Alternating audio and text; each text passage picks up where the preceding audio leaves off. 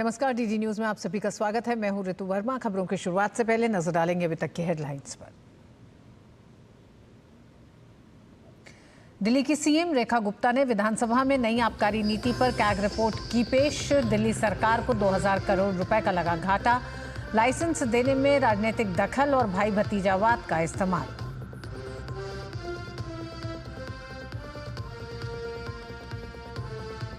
उन्नीस के सिख विरोधी नरसंहार से जुड़े मामले में कांग्रेस के पूर्व सांसद सज्जन कुमार को उम्र कैद की सजा। दिल्ली के सरस्वती विहार इलाके में 2 सिखों की हत्या को लेकर राउज एवेन्यू कोर्ट ने सुनाया फैसला। प्रधानमंत्री ने देश के विकास में असम के योगदान को बताया अहम। भारत के हर आर्थिक सेक्टर में रिफॉर्म पर दिया जोर। एडवांटेज असम 2.0 समिट में कहा, पूर्वी भारत का मैन्युफैक्चरिंग हब बनेगा असम। राष्ट्रपति द्रौपदी मुर्मू ने देश के विकास के लिए बेहतर स्वास्थ्य सेवाओं को बताया महत्वपूर्ण। पटना मेडिकल कॉलेज के शताब्दी समारोह को किया संबोधित। स्वास्थ्य क्षेत्र में लगातार किए जा रहे सुधारों पर दिया जोर। महाकुंभ में कल महाशिवरात्रि के पवित्र स्नान के लिए प्रशासन की ओर से विशेष तैयारियां। अब तक 63 करोड़ से अधिक श्रद्धालुओं ने किया पवित्र स्नान।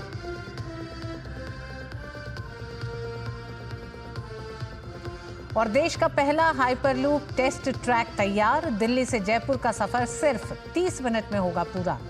1100 किलोमीटर प्रति घंटा की स्पीड से दौड़ेगी ट्रेन।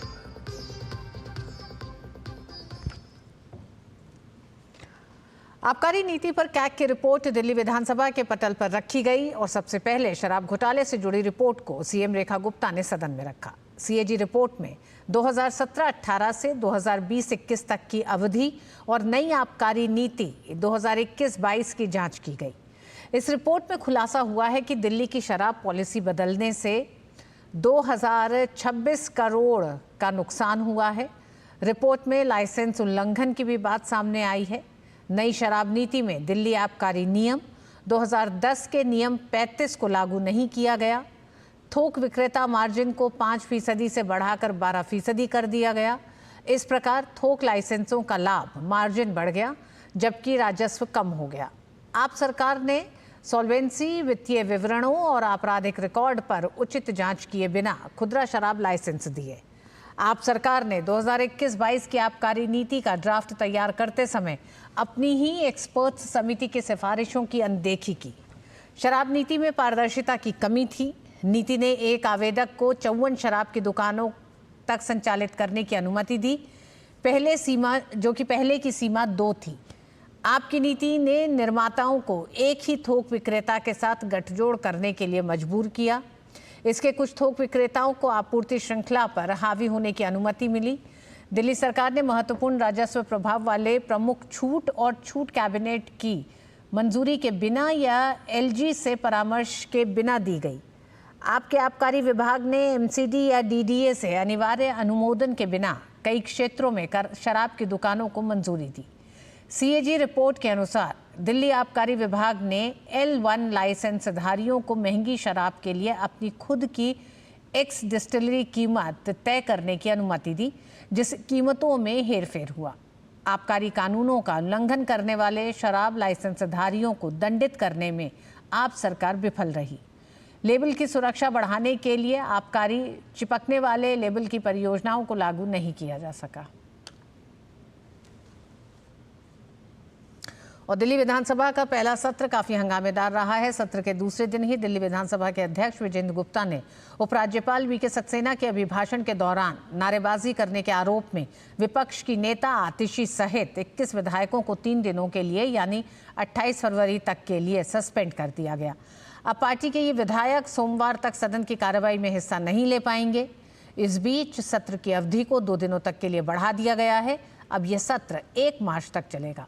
विधानसभा की सत्र की शुरुआत एलजी वीके सक्सेना के अभिभाषण से हुई, लेकिन जल्द ही विपक्षी सदस्यों ने सीएजी रिपोर्ट के खिलाफ हंगामा करना शुरू कर दिया। स्पीकर ने विपक्षी सदस्यों से बार बार अपील की कि वे उपराज्यपाल के अभिभाषण में व्यवधान पैदा नहीं करें, लेकिन आम आदमी पार्टी के विधायक हंगामा करते रहे।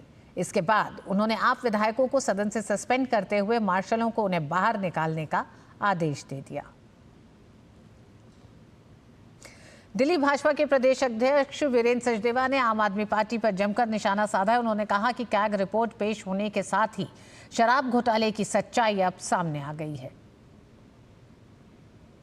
शराब घोटाले की सच्चाई जो अरविंद केजरीवाल, मनीष सिसोदिया, आतिशी मारलेना जिस दिन से बचना चाह रहे थे वो दिन आ गया। सीएजी रिपोर्ट सरकार के काम का लेखा जोखा होता है। जब दिल्ली की मुख्यमंत्री माननीय रेखा गुप्ता जी ने विधानसभा पटल पर शराब घोटाले की सीएजी रिपोर्ट को सार्वजनिक किया है तो इन सब भ्रष्टाचारियों के काले चेहरे सामने आ गए। 1984 सिख विरोधी नरसंहार मामले में दोषी कांग्रेस के पूर्व सांसद सज्जन कुमार को कोर्ट ने उम्र कैद की सजा सुनाई है। दिल्ली के राउज एवेन्यू कोर्ट ने सज्जन कुमार को उम्र कैद की सजा सुनाई है। सज्जन कुमार को 1984 के सिख विरोधी दंगों से जुड़े सरस्वती विहार हिंसा के मामले में उम्र कैद की सजा दी गई है। ये दूसरा मामला है जिसमें सज्जन कुमार को उम्र कैद की सजा हुई है। इससे पहले दिल्ली के राजनगर इलाके में 5 सिखों के कत्ल के जुर्म में सज्जन कुमार को हाईकोर्ट से उम्र कैद की सजा हुई थी। सज्जन कुमार उस केस में पहले से ही जेल में बंद है। दिल्ली के मंत्री मनजिंदर सिंह सिरसा ने कहा, सज्जन कुमार को आजीवन कारावास की सजा सुनाई गई है। मैं एसआईटी गठित करने और मामले को फिर से खोलने के लिए प्रधानमंत्री मोदी और केंद्रीय गृह मंत्री अमित शाह को धन्यवाद देता हूं। ये मामले 35 साल से बंद थे और सज्जन कुमार, जगदीश टाइटलर, कमलनाथ जैसे लोग मुख्यमंत्री और सांसद के रूप में खुलेआम घूमते थे। हम मृत्युदंड की उम्मीद कर रहे थे जब जगदीश टाइटलर और कमलनाथ की अब जगदीश टाइटलर और कमलनाथ की बारी है। सज्जन कुमार को आज दूसरे केस में लाइफ सेंटेंस हुई है। मैं देश के प्रधानमंत्री नरेंद्र मोदी जी का धन्यवाद करता हूं, गृह मंत्री जी का धन्यवाद करता हूं जिन्होंने एसआईटी बनाकर इन केसों को चलाया था। दोबारा से 35 साल से बंद पड़े केस थे और सज्जन कुमार जैसे लोग, जगदीश टाइटलर, एचकेएल भगत जैसे लोग, कमलनाथ जैसे लोग मंत्री और मुख्यमंत्री और एमपी बने घूमते थे और हमें आंखें निकाल कर दिखाते थे। और आज हमें इस बात की तसल्ली है, मेरी कम्युनिटी कहीं ना कहीं इस बात पे अपने आप को तसल्ली महसूस करती है कि इन लोगों को कम से कम हिसाब देने का समय तो आया। दूसरे केस में सजाए उम्र कैद हुई, हम सजाए मौत की उम्मीद कर रहे थे, लेकिन मैं फिर भी धन्यवाद करता हूं। इसके आगे हम रणनीति बनाएंगे, क्या करना है, क्या सजाए मौत के लिए हमें जाना, हाईकोर्ट में बैठ कर तय करेंगे। लेकिन मैं अभी इस पर संतुष्टि है जरूर कि इस लड़ाई में कम से कम हमें यह तसल्ली है अगली बारी जगदीश टाइटलर की और कमलनाथ। सिख नेता गुरलाज सिंह ने कहा कि हमें मौत की सजा से कम कुछ भी मंजूर नहीं है। हम अदालत के फैसले से खुश नहीं हैं। हम सरकार से अपील करेंगे कि वे उच्च न्यायालय जाएं और सज्जन कुमार के लिए मौत की सजा की घोषणा करें। हम सरकार के पास जाएंगे और उनसे दरखास्त करेंगे कि अपील में जाएं और हायर कोर्ट से इसके लिए फांसी लेके आएं। इससे कम हमें कुछ भी मंजूर नहीं है। इस नृशंस हत्यारे को कम से कम फांसी तो होनी चाहिए। हम इसके लिए दरखास्त करेंगे। दिल्ली सिख गुरुद्वारा प्रबंधन समिति के महासचिव जगदीप सिंह काल्हुलोन ने कहा कि हम इस बात से परेशान हैं कि सज्जन कुमार को मौत की सजा नहीं दी गई है। मेरा मानना है कि अगर उन्हें मौत की सजा दी गई तो ये बेहतर होता। उन्होंने कहा कि मैं अदालत के फैसले का सम्मान करता हूं। एक ऐसी एग्जाम्पल सेट होनी चाहिए थी कि चाहे कोई कितना भी ताकतवर हो, अगर निर्दोषों का कत्ल करेगा, गलत काम करेगा तो वो बख्शा नहीं जाएगा। तो ये हमें अफसोस रहा कि उसको फांसी की सजा नहीं हुई, होनी चाहिए थी, लेकिन उसको आज उम्र कैद दोबारा इस केस में भी हुई है। अलग अलग सेक्शन के तहत अलग अलग और जो सजाएं उसको हुई है वो भी उसमें ऐड होगी। पर मैं समझता हूं कि अगर फांसी की सजा होती तो ये कहीं ना कहीं सुकून वाली बात होती। वक्त एक छोटे से ब्रेक का है।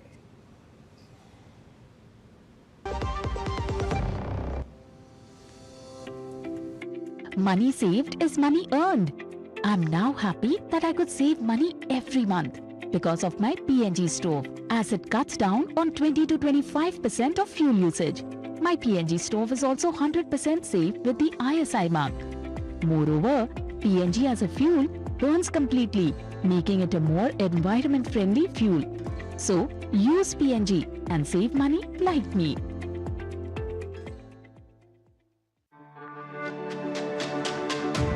मेरी पसंद, मेरी पसंद, मेरी पसंद। मेरी पसंद। हमारी पसंद। हम सबकी पसंद। मजबूत देश का मजबूत सरिया हो गया स्टील। प्रधानमंत्री नरेंद्र मोदी ने गुवाहाटी में एडवांटेज असम के दूसरे संस्करण में निवेश और बुनियादी ढांचा शिखर सम्मेलन को संबोधित करते हुए कहा कि असम दक्षिण पूर्व एशिया और भारत के प्रवेश द्वार तथा असीमित संभावनाओं का केंद्र बना हुआ है। राजनयिकों, प्रमुख उद्योगपतियों, विदेशी प्रतिनिधियों की विशाल सभा को संबोधित करते हुए प्रधानमंत्री ने कहा कि असम पूर्वी भारत का एक विनिर्माण केंद्र बनेगा।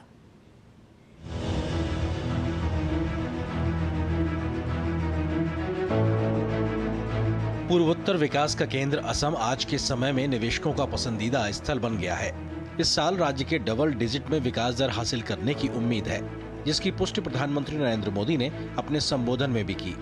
उन्होंने एडवांटेज असम 2.0 निवेश एवं अवसंरचना शिखर सम्मेलन का उद्घाटन किया और कहा कि असम उग्रवादी समूहों के साथ शांति समझौते और सीमा विवादों के समाधान के बाद असीमित अवसरों की भूमि के रूप में उभरा है।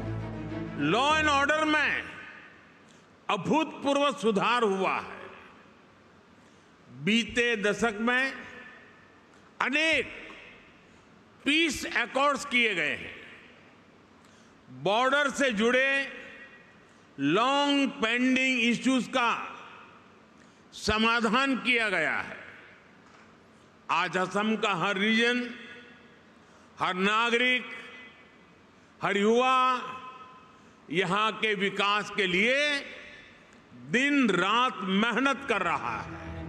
प्रधानमंत्री मोदी ने कहा कि वैश्विक अस्थिरता के बीच भारत की आर्थिक वृद्धि निश्चित बनी है। देश के बुनियादी ढांचे में सरकार के निवेश का जिक्र करते हुए उन्होंने कहा कि निवेशक देश के सामर्थ्य को बदलते हुए देख रहे हैं। सरकार देश के इंफ्रास्ट्रक्चर पर भी बहुत बड़ा इन्वेस्टमेंट कर रही है। इंस्टीट्यूशनल रिफॉर्म, इंडस्ट्री, इंफ्रास्ट्रक्चर और इनोवेशन का यही कॉम्बिनेशन भारत की प्रगति का आधार है और इसलिए इन्वेस्टर्स भी देश के पोटेंशियल को, उनकी और देश की प्रगति की पॉसिबिलिटीज को बदलता हुआ देख रहे हैं और इस प्रगति में असम भी डबल इंजन की स्पीड से आगे बढ़ रहा है। घरेलू आपूर्ति श्रृंखला को मजबूत किए जाने का जिक्र करते हुए प्रधानमंत्री नरेंद्र मोदी ने कहा कि आज भारत दुनिया के अलग अलग क्षेत्रों के साथ मुक्त व्यापार समझौते कर रहा है। आज भारत अपनी लोकल सप्लाई चेन को मजबूत कर रहा है। आज भारत दुनिया के अलग अलग रीजन्स के साथ फ्री ट्रेड एग्रीमेंट्स कर रहा है। ईस्ट एशिया के साथ हमारी कनेक्टिविटी लगातार सशक्त हो रही है और नया बन रहा India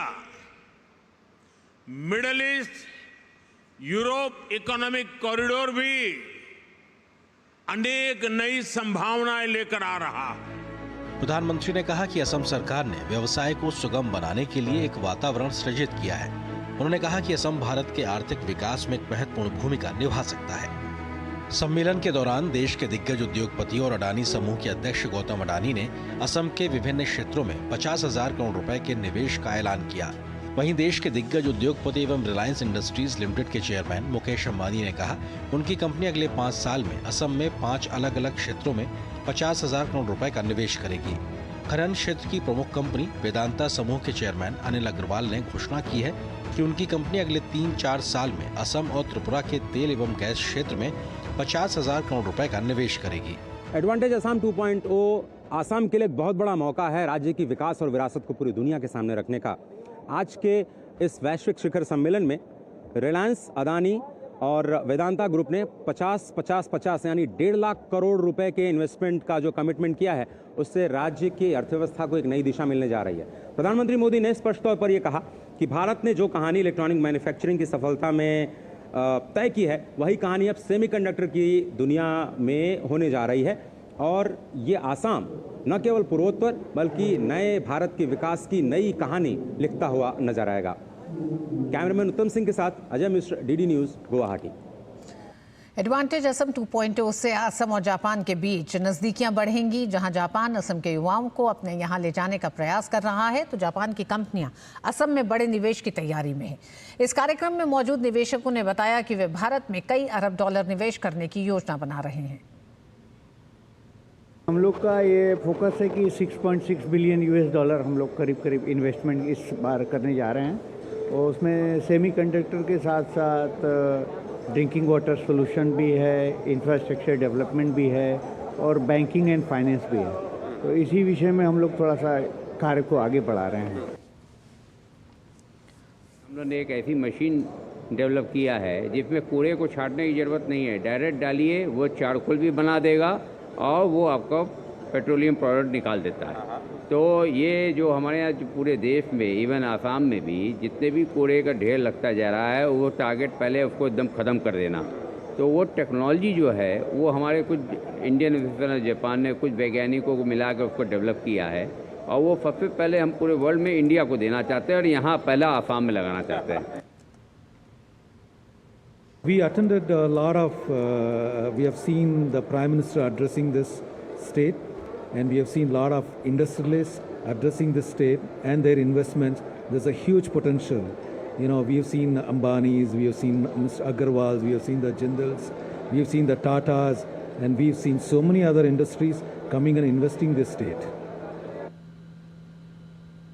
We have been traveling from South India to build a bridge between South and North. So I feel like Assam is going to be the bridge, as the Honorable Prime Minister told that A means, Assam. So we have base from Bangalore, so we call it as B from Bangalore. So we are bridging here for women empowerment and youth. So we expect this March 8th to bring a revolution for women empowerment. राष्ट्रपति द्रौपदी मुर्मू ने बिहार के सबसे बड़े अस्पताल PMCH के शताब्दी समारोह का उद्घाटन किया। शताब्दी समारोह में बिहार एवं देश विदेश से करीब 3500 पीएमसीएच के पूर्ववर्ती छात्र शामिल हुए। कार्यक्रम को संबोधित करते हुए राष्ट्रपति द्रौपदी मुर्मू ने कहा कि बिहार सरकार ने राज्य की स्वास्थ्य सुविधाओं को बेहतर करने के लिए कई प्रयास किए हैं। बिहार में भी ऐसे अनेक केंद्र विकसित किए जाने की आवश्यकता है। इनमें से न केवल लोगों को यहीं पर अच्छी चिकित्सा मिलेगी, बल्कि राज्य की अर्थव्यवस्था को भी बल मिलेगा। इस कार्य में पीएमसीएच और इसके पूर्व विद्यार्थी अपने अनुभव को से योगदान दे सकते हैं और बिहार के गौरवशाली अतीत को वापस ला सकते हैं। बिहार सरकार ने पिछले कुछ वर्षों में स्वास्थ्य व्यवस्था में सुधार किए हैं, अनेक उल्लेखनीय प्रयास किए हैं। पीएमसीएच की पुनर्विकास की योजना भी इनमें से एक है। समारोह में बीजेपी अध्यक्ष और केंद्रीय मंत्री जेपी नड्डा और बिहार के मुख्यमंत्री नीतीश कुमार भी मौजूद थे। शताब्दी समारोह के अवसर पर केंद्रीय मंत्री जेपी नड्डा ने स्वास्थ्य क्षेत्र में पीएमसीएच की उपलब्धियों का जिक्र किया। उन्होंने कहा कि बिहार हेल्थ सेक्टर में लगातार आगे बढ़ रहा है और तरक्की कर रहा है। हम गौरव से कह सकते हैं कि दुनिया का कोई ऐसा एरिया इलाका नहीं रहा है जहां पीएमसीएच का डॉक्टर नहीं है और पीएमसीएच के लोग नहीं हैं। There is no place left. और इसलिए हम सिर्फ देश की सेवा नहीं, प्रदेश की सेवा नहीं, हम मानवता की विश्व स्तर पर सेवा कर रहे हैं। जम्मू कश्मीर को छोड़कर केंद्र सरकार ने अगर 2 all India institute of medical sciences किसी स्टेट को दिए हैं तो वो बिहार को दिए हैं, पटना और दरभंगा। दरभंगा अभी बन करके तैयार होना उसका काम शुरू हो रहा है। उसकी सॉइल टेस्टिंग हो चुकी है, प्रधानमंत्री मोदी जी ने उसका भूमि पूजन कर लिया है। अब उसकी बाउंड्री वॉल और बाकी सारा काम चल रहा है। लगभग 1250 करोड़ रुपए का सिर्फ उसको इस्टेब्लिश करने में खर्च होने वाला है, जिसको भारत सरकार की कैबिनेट ने अप्रूवल दे दिया। भारत के पब्लिक ट्रांसपोर्ट सिस्टम में बड़ी क्रांति आने वाली है। देश का पहला हाइपरलूप टेस्ट ट्रैक पूरी तरह से तैयार है। इसका वीडियो खुद रेल मंत्री अश्विनी वैष्णव ने जारी किया है और कहा है कि Bharat high speed transport system की दिशा में आगे बढ़ चुका है।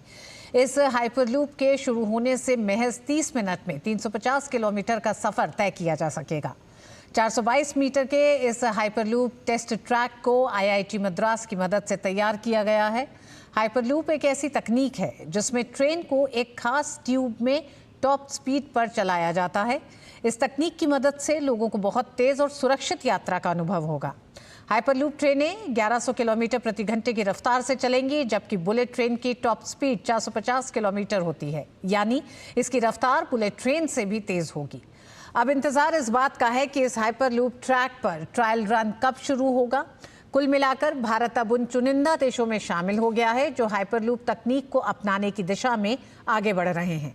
रेल मंत्री अश्विनी वैष्णव ने आईआईटी मद्रास को संबोधित करते हुए कहा कि ये भारत के युवा वैज्ञानिकों और इंजीनियरों की विश्व स्तरीय क्षमताओं को दर्शाता है।